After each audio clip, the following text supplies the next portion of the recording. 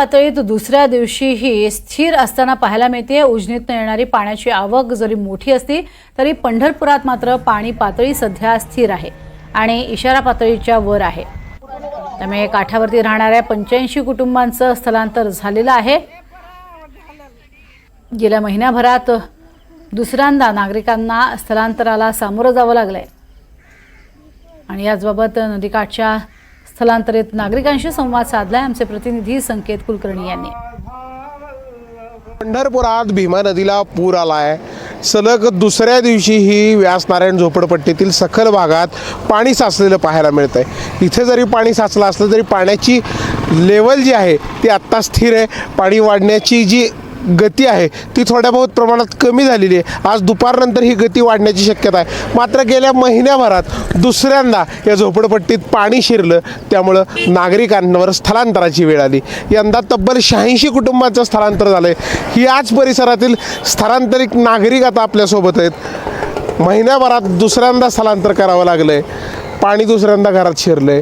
काय परिस्थिती आहे, काय उपाययोजना करणं गरजेचं आहे? उजनी व वीर धरणातून सोडलेले पाणी ह्या महिन्याभरात 2 वेळा चंद्रभागेच्या ह्याच्यामध्ये असलेले माझ्या प्रभागातील व्यासनारायण झोपडपट्टी असेल किंवा अंबिका नगरमध्ये पाणी शिरलेलं आहे। त्याच्यामुळं आत्ता काल परवा दिवशीच आम्ही 80 ते 90 कुटुंबांचं स्थलांतर रायगड भवनमध्ये केलं होतं।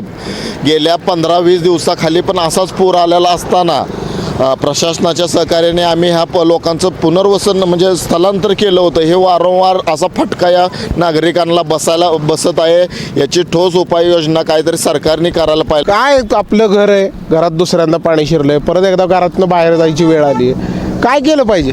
ह्या महिन्यात महापुराचं 2दा पाणी लोकांच्या घरामध्ये आले। प्रत्येक वेळेस स्थलांतर करणे शक्य नाही। शासनाने ह्याच्यावर काहीतरी ठोस निर्णय घेऊन येथील लोकांना चांगली घरं बांधून दिली पाहिजे व पाणी घरात शिरू नये असं काहीतरी उपाययोजना केली पाहिजे।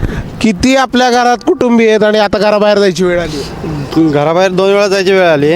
सरकारने एक सुरक्षित भिंत बांधून द्यावी। किती लोक आहेत घरात आणि आता कुठं राहताय? आता रायगड भवनमध्ये।